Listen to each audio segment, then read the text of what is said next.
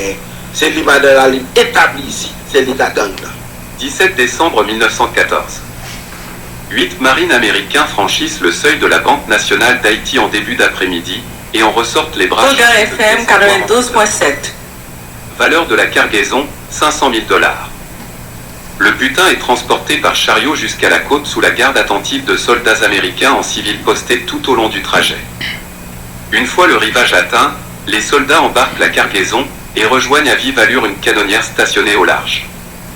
Quelques jours plus tard, leur repose dans la chambre forte d'une banque de Wall Street. Ces faits se sont déroulés en 1914 et sont les prémices d'une invasion d'Haïti à grande échelle.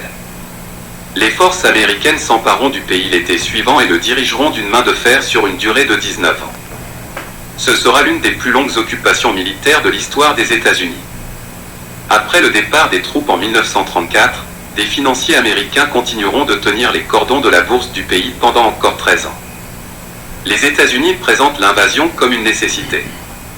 Haïti est si pauvre et instable, explique-t-il, que s'ils n'en prennent pas le contrôle, une autre puissance le fera à leur place, s'invitant ainsi dans le précaré américain. Le secrétaire d'État Robert Lansing, l'équivalent d'un ministre des Affaires étrangères, dépeint l'occupation comme une mission civilisatrice qui mettra fin à l'anarchie, à la sauvagerie et à l'oppression. Dans ses écrits, il affirme que la race africaine est dénuée de toute capacité d'organisation politique. Mais à la lecture des décennies d'archives, de correspondances diplomatiques et de rapports financiers qu'a consulté le New York Times, on comprend que, sous le vernis officiel, un autre acteur était à la manœuvre et poussait les États-Unis à prendre le contrôle d'Haïti et de ses richesses, Wall Street. Et Boga FM 92.7 qui deviendra Citigroup. Sous la pression accrue de la National City Bank of New York, l'ancêtre de Citigroup, les Américains évincent les Français et s'établissent comme puissance dominante en Haïti sur les quelques décennies suivantes. Ils dissoudront son parlement manu militari, massacreront des milliers d'Haïtiens, contrôleront les finances du pays pendant plus de 30 ans et ponctionneront une grande part de ses revenus pour les reverser à des banquiers de New York. À leur départ, le pays est si pauvre que les fermiers ayant travaillé à les enrichir vivent pour la plupart dans un état de dénuement, proche de la famine, d'après des fonctionnaires des Nations Unies venus sur place en 1949.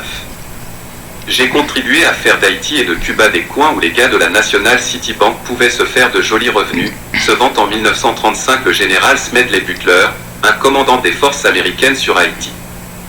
Il se targue même en 1935 d'être un racketteur au service du capitalisme.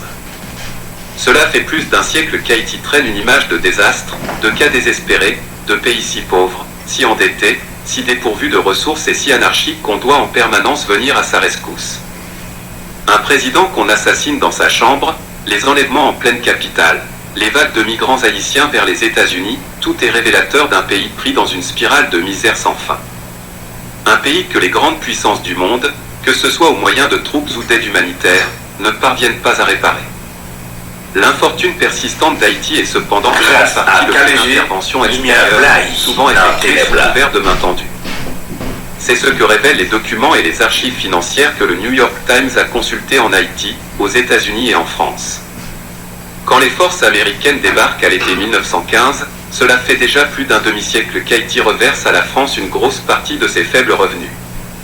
Les Haïtiens ont beau avoir chassé les Français esclavagistes, battu les troupes de Napoléon pour enfin proclamer leur indépendance en 1804, la France est revenue à la charge. À bord de vaisseaux armés et en menaçant le pays d'une nouvelle guerre, elle a exigé d'Haïti le paiement de compensation d'un montant astronomique. Haïti est le premier et le seul pays où les descendants des personnes asservies ont dû payer les familles de leurs anciens maîtres au fil de plusieurs générations. La charge a entravé la capacité de la nation, pratiquement dès sa naissance, à se construire.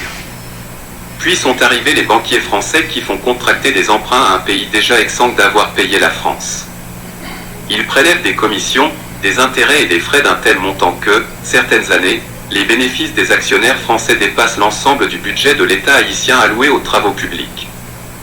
Viendront ensuite les Américains qui qualifieront volontiers leur intervention de défense de la souveraineté haïtienne. Et comme pour la kyrielle de banquiers parisiens qui ont précédé, Haïti s'avérera très profitable pour Wall Street. En 1932, dans son rapport à la Commission des finances du Sénat américain, la National City Bank affirme que c'est sur la dette d'Haïti qu'elle contrôle. Faut que tout le monde prenne ça. Faut pourtant de tout petit documentaire aussi qui a passé sur la radio. Une importance capitale